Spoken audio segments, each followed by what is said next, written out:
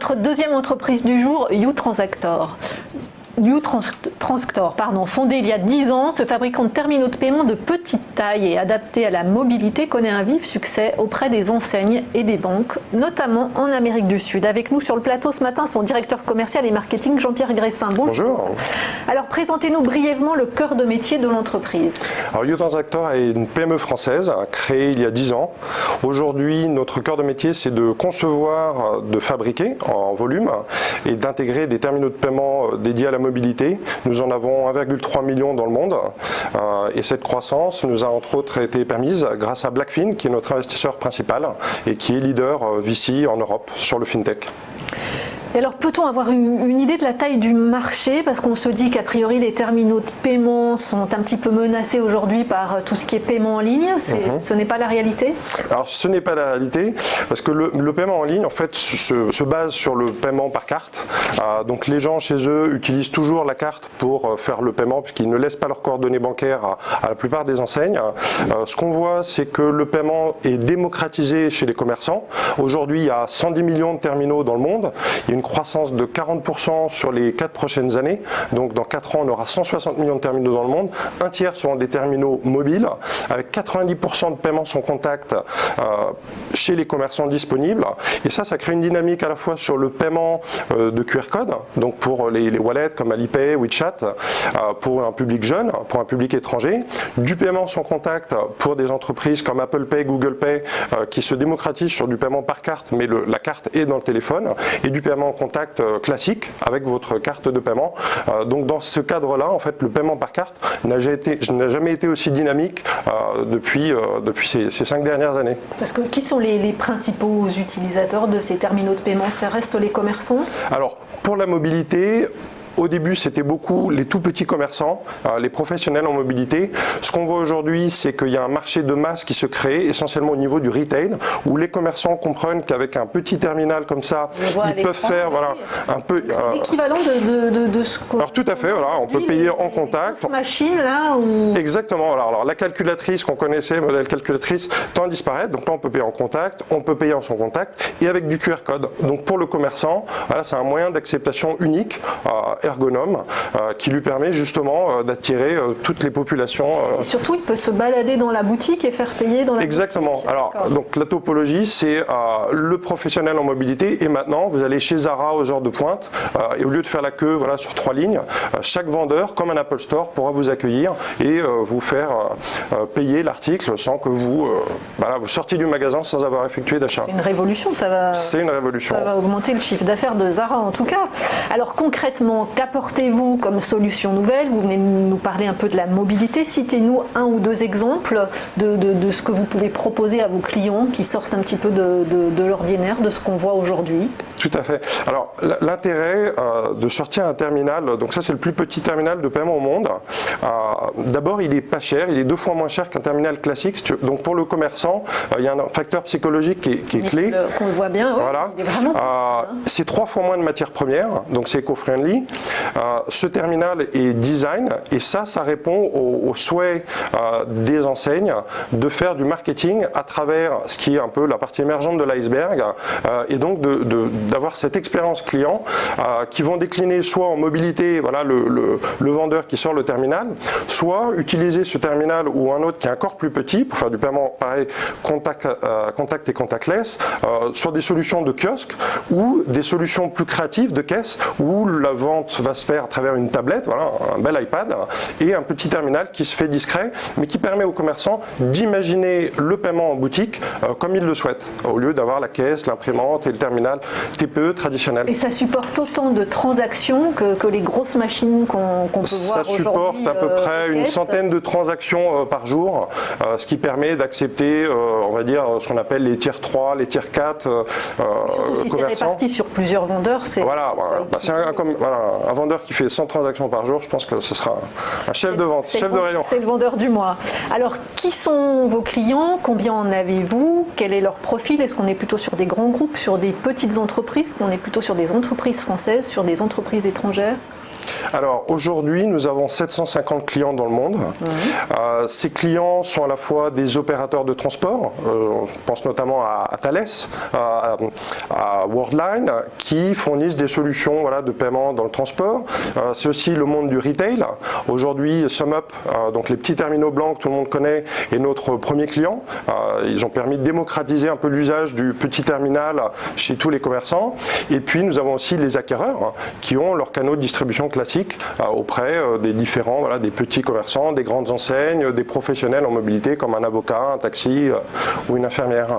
Et alors, vous l'avez un peu évoqué, mais vous êtes présent à l'international, notamment en Amérique du Sud. Expliquez-nous cet engouement en Amérique du Sud pour les terminaux de paiement, parce que je l'ai vu hier, l'un de vos concurrents dans ses résultats annonce exactement la même chose que vous, une envolée, une croissance exponentielle en Amérique du Sud. Qu'est-ce qui se passe avec les terminaux de paiement en Amérique du Sud?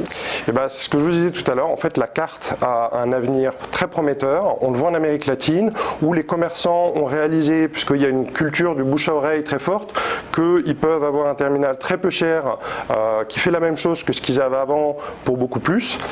Du coup, il y a une viralité qui se crée et ça permet d'avoir un effet, un levier de masse énorme. Aujourd'hui, pour le Brésil, on a à peu près 60 000 terminaux produits par mois. Donc, c'est 1 million de terminaux par an.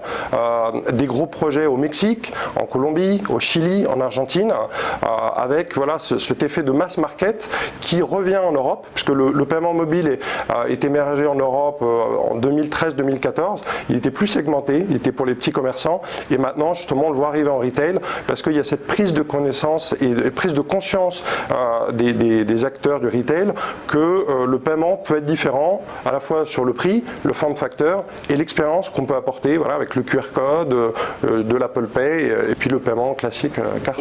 Et justement, sur l'Amérique du Sud, quels sont vos clients? Vous travaillez directement avec les commerçants, avec les distributeurs ou ce sont les banques? Alors, on travaille très rarement directement avec les commerçants.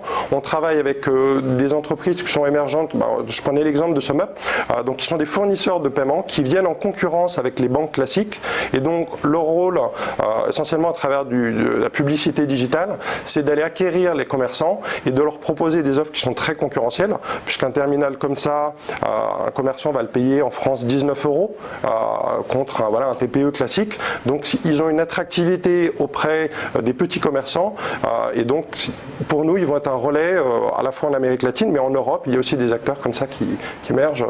Parce que pour travailler en direct avec les commerçants, il faudrait vous associer avec une banque ou il faudrait avoir une banque en partenaire. C'est pas le même métier. Ouais. Aujourd'hui, travailler avec les commerçants, c'est faire énormément de digital, c'est construire une offre qui permet d'avoir des solutions sans abonnement où le client, comme le consommateur, peut se désengager à n'importe quel moment et donc il sent qu'il y a une valeur ajoutée et un rationnel qui est cohérent par rapport à ce qu'il reçoit et ce qu'il paye. Alors qu'est-ce qui vous différencie aujourd'hui des autres fabricants de terminaux de paiement? On pense évidemment à Ingenico. Alors, être un village gaulois, ça a plusieurs avantages. Alors comme Ingenico, on est une entreprise française et ça pour beaucoup d'acteurs internationaux, des clients, il y a un savoir-faire qui est reconnu sur la sécurité. Je vous disais, on travaille avec Worldline, avec Thales, donc qui sont des groupes énormes qui nous font confiance. Le deuxième point, c'est que... Parce que c'est très complexe, on a l'impression que c'est... Ah oui, ça paraît très simple, comme ça. Mais c'est très complexe et ce que nous avons fait, donc l'originalité, à travers justement l'agilité qu'on a d'être une PME, c'est d'ouvrir cette boîte noire. Voilà, comme vous avez la boîte noire dans l'avion, nous on ouvre la boîte noire, donc à la fois on va faire du paiement en ligne mais en magasin, grâce à du QR code. On va permettre à des acteurs d'utiliser ça comme un terminal de paiement classique, en substitution de ce qu'on connaît déjà. On va faire du sur-mesure, c'est ce qu'on a fait pour SumUp avec le terminal blanc que tout le monde connaît. Et ensuite on va aller un cran plus loin où on va permettre de délocaliser notre savoir-faire. Donc nous on est une PME et aujourd'hui notre savoir-faire par exemple de production, je disais on produit 1 million de terminaux par an, on le délocalise au Brésil. Aujourd'hui, on a des projets pour le délocaliser en Inde. Et le dernier volet, qui est un volet plus industriel, c'est que nous venons de lancer au mois d'août, en partenariat avec ST Microelectronics, le premier chip à bas coût sécurisé, donc qui permet pour nos propres besoins d'avoir un terminal de paiement qui coûte pas cher, donc du coup un bénéfice pour le commerçant, mais qui aussi ouvre d'autres perspectives sur des verticaux un peu différents. Donc voilà, on adresse l'ensemble de la chaîne de valeur et on permet d'accompagner tous les acteurs de l'écosystème. Et alors comment fonctionne votre modèle économique? Comment vous financez le développement? Et alors au-delà de l'aspect financier d'avoir un fonds d'investissement dans le capital, est-ce qu'il n'y a pas aussi des contraintes? Alors l'entreprise est rentable. Je vous ai dit, ça fait 10 ans qu'on existe, on a fait 30% de croissance en un an, donc là on voit vraiment qu'il y a un rebond sur l'économie, vraiment au niveau des commerçants sur lequel on peut surfer. Donc cette croissance nous permet d'avoir un EBITDA qui est très fort, qu'on réinvestit sur de la R&D pour faire de l'innovation. Voilà.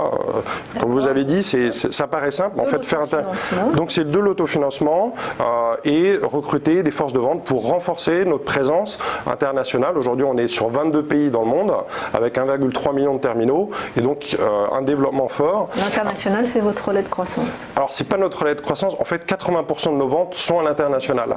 Donc, on est déjà très international, mais l'international est très dynamique sur le paiement. Donc, c'est pour ça qu'en fait, on a toujours été international. Et donc, pour vous répondre sur le financement, donc aujourd'hui, on travaille en fort partenariat avec notre investisseur, BlackFin, qui a un suivi opérationnel qui est très proche. L'intérêt pour nous, au-delà de l'apport financier, c'est qu'on rentre dans la galaxie FinTech de BlackFin, qui est leader. Qui vous ouvre des portes. Alors, qui nous ouvre des portes et qui nous permet de créer vraiment l'écosystème de paiement de demain, puisque là, on voit voilà, le terminal de paiement, mais ça se projette sur différentes expériences. C'est voilà, comment payer en ligne, mais quand je suis dans un magasin, c'est l'ergonomie de demain pour le client. Et donc, sur la sécurité, sur le paiement en ligne, sur le paiement en magasin, BlackFin nous permet d'avoir cette dimension, cette crédibilité. Juste pour terminer, la prochaine étape de développement, il nous reste 2 secondes. Alors pour nous, ça va être donc renforcer l'internalisation. On a parlé de l'Amérique latine. C'est le challenge d'intégrer ce terminal dans le retail. Voilà, donc chez Zara, chez Massimo Dutti. Donc c'est la mobilité en magasin. Et le troisième point, c'est rentrer sur des différents verticaux comme sécuriser des objets connectés avec ou sans paiement, de l'automobile qui a besoin voilà, d'avoir du paiement dans votre voiture ou je sais pas, des crypto-wallets. Donc c'est utiliser notre savoir-faire en sécurité en paiement dans des verticaux autres que celui chez les commerçants. Merci beaucoup Jean-Pierre Gressin. Je le rappelle, vous êtes directeur commercial et marketing de YouTransactor.